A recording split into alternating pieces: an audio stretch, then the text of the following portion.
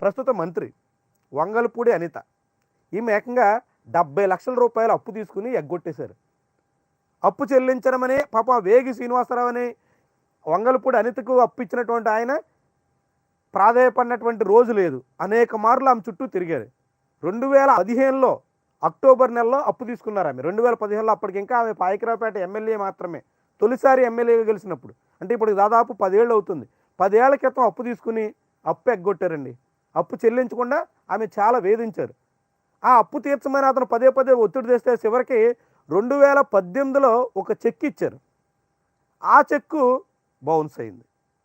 చెల్లని చెక్ ఇచ్చి మళ్ళీ ఆ వేగి శ్రీనివాసరావుని అప్పిచ్చినటువంటి ఆయన్ని వంగలపూడి అనిత వేధించడం మొదలెట్టారు. దాంతో చివరికైనా విశాఖపట్నంలో సెషన్స్ కోర్టులో చెక్ బౌన్స్ కేసు వేశారు వంగలపూడి అనిత మీద. సుమారు 6 ఏళ్లగా చెక్ బౌన్స్ కేసు నడుస్తుంది. చివరికి ఆమె మొన్న రెండోసారి ఎమ్మెల్యేగా గెలిచి 2024 అసెంబ్లీ ఎన్నికల్లో గెలిచిన తర్వాత ఆంధ్రప్రదేశ్ రాష్ట్రానికి హోంమంత్రి అయ్యారు. ఆంధ్రప్రదేశ్ రాష్ట్ర హోంమంత్రి మీద చెక్ బౌన్స్ కేసు ఉంది. ఆమె అప్పు తీసుకుని ఎగ్గొట్టినటువంటి ఫిర్యాదు ఆమె మీద ఉంది. అందుకని మంత్రిగా హోంమంత్రిగా ఉండగా చెక్ బౌన్స్ కేసు ఉంటే బాగోదనుకున్నారో ఏమో, ఆ కేసులో రాజీ పడేందుకు ఆమె సిద్ధపయ్యారు. రాజీ సిద్ధపడినప్పటికి కూడా కోర్టు నిబంధనల ప్రకారంగా ఆ రాజీ ఎలా కుదిరింది, ఎంత మేర కుదిరింది, ఏ ఏ రీతిలో కుదుర్చుకున్నారన్న వివరాలు వెల్లడించకుండా హైకోర్టులో పిటిషన్ వేశారు. దాంతో హైకోర్టు వంగలపూడి అనిత మీద సీరియస్ అయింది. మీరు ఎక్కడ రాజీ పడ్డారు, ఎంతకు రాజీ పడ్డారు, ఎలా రాజీ పడ్డారని వివరాలు లేకుండా ఈ అఫిడవిట్ ఈ పిటిషన్ వేయడం ఏంటంటూ ఆమె మీద సీరియస్ అయ్యి పూర్తి వివరాలు వెల్లడించాలని కోరింది. దాంతో చివరికి నిన్న వంగలపూడి అనిత కోర్టుకి హాజరయ్యారు. అయితే ఆమె కోర్టుకు నేరుగా కాకుండా వీడియో కాన్ఫరెన్స్ ద్వారా కోర్టు ముందు హాజరయ్యారు. ఆమెతో పాటుగా ఆ చెక్ బౌన్స్ కేసు వేసినటువంటి వేగి శ్రీనివాసరావు, ఆమెకు 70 లక్షల రూపాయలు అప్పిచ్చినటువంటి వేగి శ్రీనివాసరావు కూడా ఆ కేసులో వీడియో కాన్ఫరెన్స్ ద్వారానే విచారణకు హాజరయ్యారు.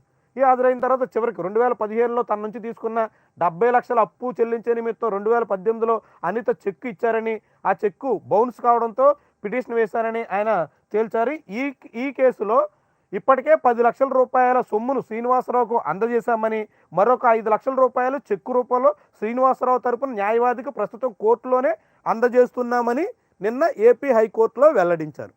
సో 70 లక్షల రూపాయలకి చెక్ బౌన్స్ కేసు వేస్తే 15 లక్షల రూపాయలకి సెటిల్ చేసుకుంటున్నట్టుగా నిన్న ఏపీ హైకోర్టులో తేల్చారు. ఇది వ్యవహారం. ఆమె తీర్చాల్సిందే అప్పు తీసుకున్నది 70 లక్షల రూపాయలంటూ వేగి శ్రీనివాసరావు విశాఖ కోర్టులో పిటిషన్ ఇస్తే 10 లక్షల రూపాయలు క్యాష్ రూపంలో చెల్లించాం, మరొక 5 లక్షల రూపాయలు కోర్టు సమక్షంలోనే చెక్ ఇస్తున్నాం, కాబట్టి ఈ కేసుని ఇక ముగించేయండి అని చెప్పేసి అని ఏపీ హైకోర్టు ముందు ఇరువురు పిటిషనర్ అనితతో పాటుగా హోంమంత్రి అనితతో పాటుగా ఆయన వేగి శ్రీనివాసరావు కూడా కోర్టుని వేడుకున్న తర్వాత కోర్టు దానికి అంగీకరించి ఆమె మీద వేసినటువంటి చెక్ బౌన్స్ కేసుని కొట్టేసింది. ఇది ఇప్పుడు ఒక మాజీ మంత్రులు ఇద్దరు వరుసగా 2 కేసుల్లో ఇరుక్కుంటున్నట్టు, క్రిమినల్ కేసుల్లో ఇరుక్కుంటున్నట్టు ఒకవైపు సంకేతాలు వస్తుంటే ప్రస్తుత హోంమంత్రికి మాత్రం ఇక్కడ నిన్న ఏపీ హైకోర్టులో రిలీఫ్ అయితే దక్కింది. సో విశాఖ కోర్టులోని చెక్ బౌన్స్ కేసుని ఏపీ హైకోర్టు కొట్టేయడంతో ఇక హోంమంత్రి మీద, ఆంధ్రప్రదేశ్ హోంమంత్రి వంగలపూడి అనిత మీద చెక్ బౌన్స్ కేసు లేదు. ఇది వ్యవహారం.